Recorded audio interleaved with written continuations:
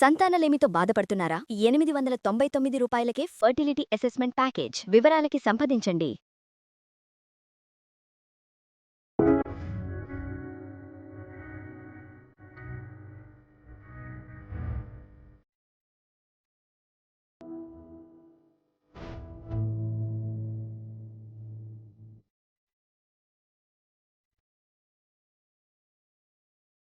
Suman TV presents mom's kitchen కి స్వాగతం. బోల్డ్ అని పళ్ళ ముక్కలు కనిపిస్తున్నాయి చూడండి. మిక్స్డ్ ఫ్రూట్ జామ్ చేసుకుందాం. సాధారణంగా మనం జాములు కొనుక్కుంటూ ఉంటాం, మషిన్ మేడ్ దొరుకుతాయి. అసలు అది చూడగానే ఒక ముక్కలాగా వస్తుంది మనం బాటిల్లో నుంచి తీస్తుంటే. అలాంటి టెక్స్చర్ రాదు, కానీ మనం ఇంట్లో చేసుకుంటే ఒక డిఫరెంట్ టేస్ట్ వస్తుంది, ఒక సెల్ఫ్ సాటిస్ఫాక్షన్ బ్రహ్మాండంగా వస్తుంది. దానికి ఎటువంటి డౌట్ ఉండదు. అయితే రకరకాల పళ్ళతోటి చేసుకోవచ్చు. ఒట్టి యాపిల్స్తో చేసుకోవచ్చు, ఆ తర్వాత జామ పళ్ళతో చేసుకోవచ్చు. ఇప్పుడు సీజన్ కాబట్టి రాచ విసిరికాయలతోటి కూడా జామ్ చేసుకోవచ్చు. టమాటా జామ్ కూడా ఇంట్రెస్టింగ్గానే ఉంటుంది. అయితే జనరల్గా అన్ని సీజన్స్లోనూ కొన్ని పళ్ళు దొరికేస్తూ ఉంటాయి, కొన్ని సీజనల్గా కనపడతాయి. అలా పళ్ళు కనిపించినప్పుడు 1 కిలో పళ్ళ ముక్కలతోటి మనం జామ్ చేసుకోవచ్చు. ఫ్రిడ్జ్లో కనుక పెట్టుకుంటే ఒక 6 months ఈజీగా నడిపేసేయచ్చు. అన్నాళ్ళు ఏముంటుంది, 1 కిలో చేస్తే 3-4 రోజుల్లో ఇంట్లో చేసింది కాబట్టి తినేస్తాం. అయితే దొడ్లో పండిన పప్పయ్యాలు లాంటివి ఉంటే ఇంకా చాలా బాగుంటుంది. పప్పయ్య మెయిన్ ఫ్రూట్గా పెట్టుకుని మిగిలినవన్నీ కొంచెం కొంచెంగా వేసుకుని పప్పయ్య జామ్ చేసుకోవచ్చు. ఏం చేద్దామో చూద్దాం. మన దగ్గర ఇవాళ పప్పయ్య ఉంది, తర్వాత ఏమో ఈ స్ట్రాబెర్రీస్ ఎక్కువ ఉన్నాయండి. జనరల్గా మిక్స్డ్ ఫ్రూట్ జామ్ అనేసరికల్లా పప్పయ్యతో పాటు స్ట్రాబెర్రీస్ తప్పకుండా ఉంచుకోవాలి. ఎందుకంటే స్ట్రాబెర్రీ వల్లే మంచి కలరు, అది చూడడానికి బాగుంటుందన్నమాట, రంగు ఎక్కువ వస్తుంది. సో దాంతోపాటుగా పైనాపిల్ పీసులు కొన్ని, తర్వాత గ్రేప్స్, తర్వాత ఒక యాపిల్. అయితే ఈ గ్రేప్స్ ఆకుపచ్చగా ఉన్నాయి. మనం తెల్ల ద్రాక్ష తీసుకున్నాం, కానీ నల్ల ద్రాక్ష అయినా కూడా మంచి కలర్ డీప్గా వస్తుంది మనకి దొరకటాన్ని బట్టి. సీజన్లో గ్రేప్స్ బాగా వస్తున్నాయి అనుకోండి, ఓ యాపిల్, ఒక పప్పయ్య, కొంచెం కాస్త స్ట్రాబెర్రీస్ కలిపేస్తే చక్కటి జామ్ తయారవుతుంది. చూద్దాం ఎలా చేయాలో.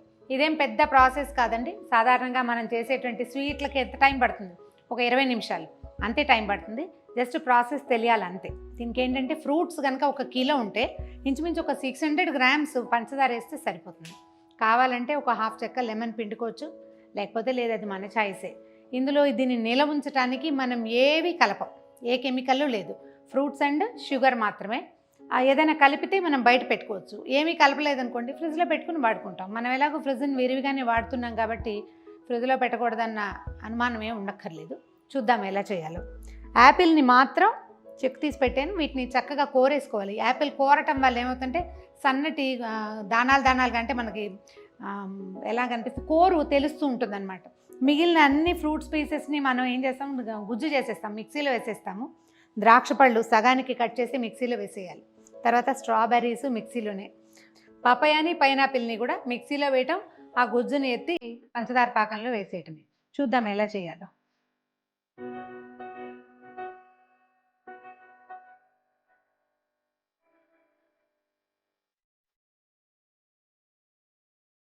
యాపిల్ కోరేసాము.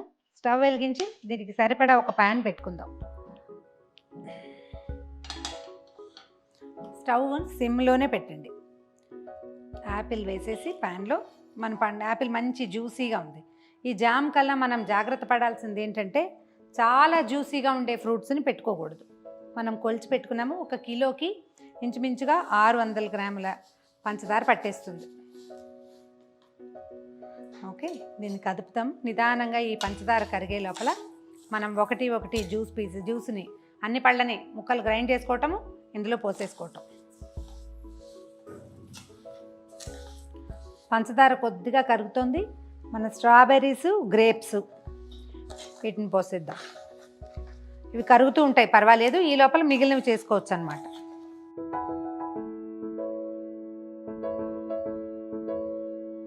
పప్పయ అండ్ పైనాపిల్ ఇది గ్రైండ్ చేసింది కూడా వేసేద్దాం. ఇది మొత్తం కలిసి నిదానంగా ఉడుకుతుందండి. దీనికి స్టవ్ దగ్గరే ఉండాలి. మనం ఈ గరిటని కదుపుతూ ఉండాలి. సాధ్యమైనంత అంటే ఏమర్పాటుతోటి వ్యవహరించకూడదు అనమాట, చూసుకుంటూ ఉండాలి. దీనికి ఏంటంటే మనం ఇది వేసిన తర్వాత ఒక దాల్చిన చెక్క, ఇలా చుట్టల్లాగా ఉండే మోడల్ కూడా మనకు కనపడుతున్నాయి కదా, దాల్చిన చెక్కని ఇందులో వేసేయండి. ఇది ఏంటంటే జామ్తో పాటు పాకంతో పాటు ఉడికి దాని వాసన ఈ జామకి పడుతుంది, బాగా డిఫరెంట్ స్మెల్ వస్తుంది.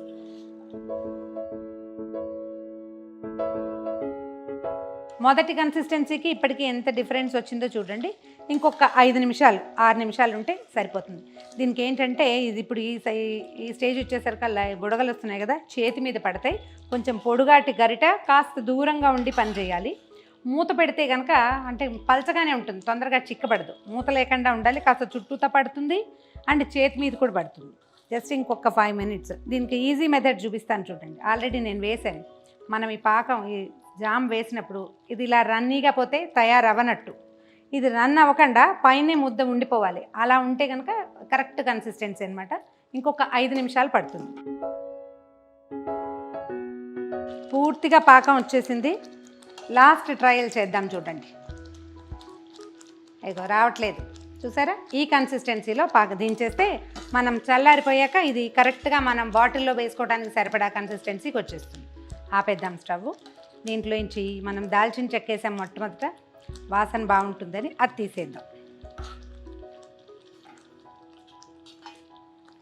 తర్వాత ఒకవేళ మీకు నచ్చితే కనుక చాలా కొంచెం ఏలక పొడి వేసుకోండి, చాలా కొద్దిగా, ఎక్కువ వేయద్దు, కొంచెం వేద్దాము. అంటే జనరల్ జామ్ వాసన రాదు, కాస్త మారుతుందన్నమాట, కొంచెం డిఫరెంట్గా ఉంటుంది. పూర్తిగా చల్లారిపోయాక ఒక మంచి అంటే క్లీన్గా ఉన్న కంటైనర్లో గ్లాస్ బాటిల్లో పోసుకుంటే బాగుంటుంది. బాగా చల్లారేదాకా ఇందులో నుంచి కదపద్దు. చల్లారిపోయినాక అప్పుడు బాటిల్లో పోసి ఫ్రిడ్జ్లో పెట్టుకోండి. 6 నెలల వరకు హ్యాపీగా వాడుకోవచ్చు. ఒకసారి కనుక నచ్చితే ఎవ్రీ ఇయర్ బాగా ఎక్కువ పళ్ళు వచ్చిన సీజన్లో చేసేసుకోవచ్చు. మిక్స్డ్ ఫ్రూట్ చేసుకున్నాం కదా, టమాటో జామ్ మళ్ళీ ఇంకొకసారి చూపిస్తాను. ఇది పూర్తిగా చల్లారిపోయింది. దీన్ని ఎత్తి చిన్న బాటిల్లో పోసేసుకుందాం.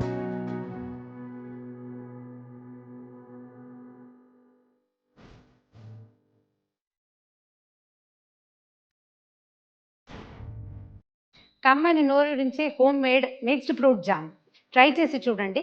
ఇందులో ఏమైనా చిన్న చిన్న మార్పులు చేయదలుచుకుంటే కనుక ఫ్రూట్స్ మార్చుకోవచ్చు. మనకి అందుబాటులో ఉన్నవి, ఎక్కువ గింజలు లేనివి చూసుకోవాలి. తర్వాత ఎక్కువ జ్యూసీ రనీగా ఉండే ఫ్రూట్స్ పెట్టుకోవద్దు. పుచ్చకాయలు లాంటివి, తర్వాత మన దోసకాయలు దొరుకుతాయి పెద్ద పెద్దవి, అలాంటివి పనికిరావు. వాటిని కాకుండా అండ్ కమలాలు వేసుకున్నా చాలా 1-2 వేసుకోవాలి.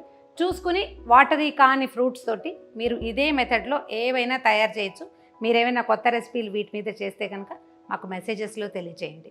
మరిన్ని కొత్త రెసిపీస్ కోసం సుమన్ టీవీ మామ్స్ కిచెన్కి సబ్స్క్రైబ్ చేసుకోండి.